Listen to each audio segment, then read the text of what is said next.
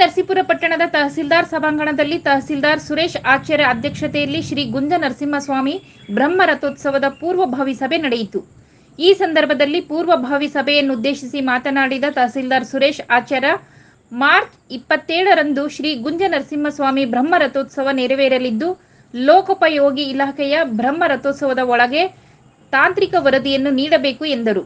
ಇನ್ನು ಆರಕ್ಷಕ ಇಲಾಖೆಯವರು ಸೂಕ್ತ ಬಂದೋಬಸ್ತ್ ನೀಡಿ ಯಾವುದೇ ಅಹಿತಕರ ಘಟನೆ ನಡೆಯದಂತೆ ಕ್ರಮ ವಹಿಸಬೇಕೆಂದು ಅಧಿಕಾರಿಗಳಿಗೆ ಸೂಚನೆ ನೀಡಿದ್ದಾರೆ. ಅಲ್ಲಿ ಒಬ್ಬರು ಯಜಮಾನರು ರಥದ ಮುಂದೆ ಹೋಗಿ ತೆಳ್ಳಾಟ ನೂಕಾಟ ಆಡಿ ಒಂದು ಕೈ ಕಟ್ಟಾಗಿದೆ, ಒಂದು ಕಾಲು ಮೂಳೆ ಕಟ್ಟಾಗಿದೆ. ವಯಸ್ಸಾದವರು ಸುಮಾರು 70 ವರ್ಷ ವಯಸ್ಸು. ಹಾಗಾಗಿ ದಯಮಾಡಿ ಸ್ವಲ್ಪ ಎಚ್ಚರಿಕೆಯಿಂದ ದೇವರ ದರ್ಶನ ಮಾಡೋದಾಗ್ಲಿ, ರಥದ ಕೆಲಸಗಳಲ್ಲಿ ಪಾಲ್ಗೊಳ್ಳೋದಾಗ್ಲಿ ಎಚ್ಚರಿಕೆಯಿಂದ ಮಾಡಿ. ತೆಳ್ಳಾಟ ನೂಕಾಟ ಬೇಡಿ.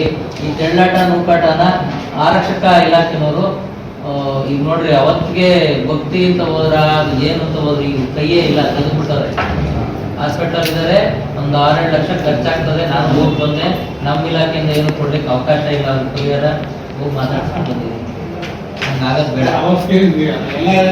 ಅಜೆಂಡಾ ಇದೆ. ಯಾಕೆಂದ್ರೆ ದೇವಾದ್ರ ಟೆಂಪಲ್ ಮನ್ಮನೆ ನಡೆದಿದ್ರಿಂದ ನಿಮ್ಗೆ ಗಮನ ಕೊಡ್ತೀನಿ, ಆಯ್ತಾ?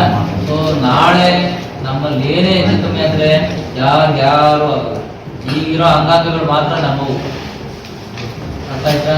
ಬಹಳ ಎಚ್ಚರಿಕೆಯಿಂದ ಪಾರ್ಟಿಸಿಪೇಟ್ ಮಾಡಿ.